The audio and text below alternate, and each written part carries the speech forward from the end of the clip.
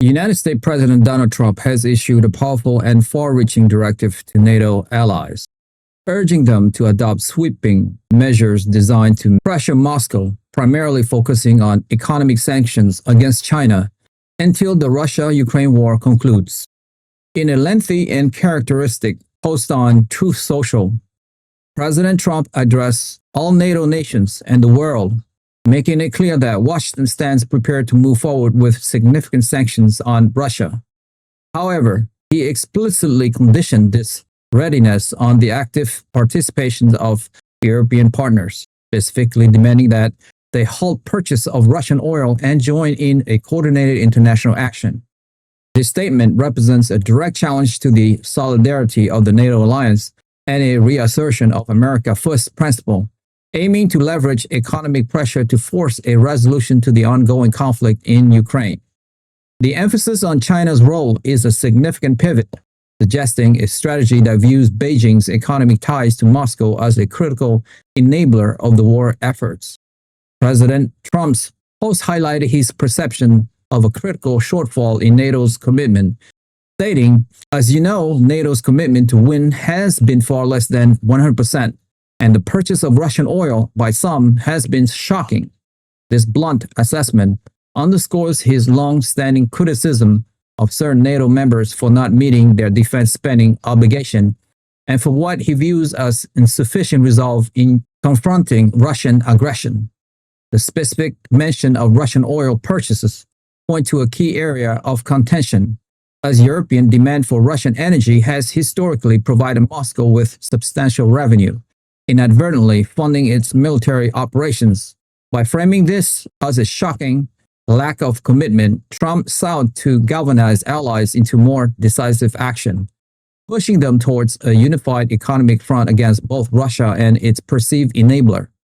His concluding remark, "Anyway, I am ready to go when you are, just say when," served as a direct challenge, placing the onus on European nations to signal their readiness for coordinated and potentially economically costly escalation.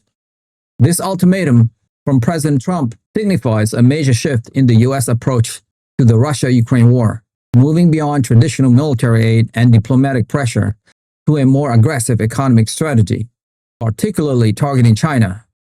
The demand for 50 to 100% tariffs on China until the war is over represent an unprecedented level of economic coercion. Such tariff would have profound global economic consequences, disrupting supply chains, increasing consumer costs, and potentially triggering a trade war that could negatively impact economies worldwide, including those of the US and its allies. The underlying premise is that China's continued economic engagement with Russia, particularly its purchase of Russian oil and gas, effectively cushions Moscow's from the full impact of Western sanctions, thereby prolonging the conflict. By threatening severe tariffs, Trump aims to force Beijing to reconsider its economic relationship with Moscow, compelling it to choose between its vast trade with the West and its strategic partnership with Russia. The conditionality attached to U.S. sanctions on Russia is also noteworthy. By declaring Washington prepared to move forward with major sanctions on Russia, but only if European partners halted purchase of Russian oil and joined in coordinated action, Trump is essentially demanding a higher level of burden sharing from European allies. This stance reflects a long-held belief within some U.S. political circles that Europe has not sufficiently shouldered its share of the economic and security responsibilities in confronting Russia. Halting Russian oil purchase, while strategically significant, would pose considerable economic challenges for several European nations, particularly those heavily reliant on Russian energy. Such a move would necessitate rapid diversification of energy source, potentially leading to higher energy prices and economic instability in the short term.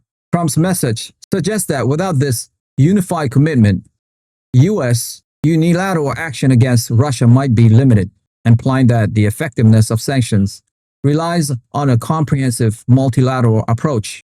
President Trump's assessment of NATO's commitment as far less than 100% touch upon a recurring theme in his political discourse.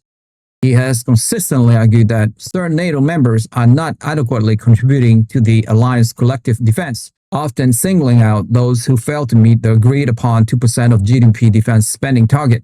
The mention of shocking purchase of Russian oil directly linked economic behavior to strategic commitment, portraying these purchases as undermining the alliance's efforts to isolate Russia. This criticism is designed to pressure NATO members into aligning their economic policies more closely with the strategic objectives of the alliance, reinforcing the idea that economic leverage is a crucial component of military and diplomatic effectiveness.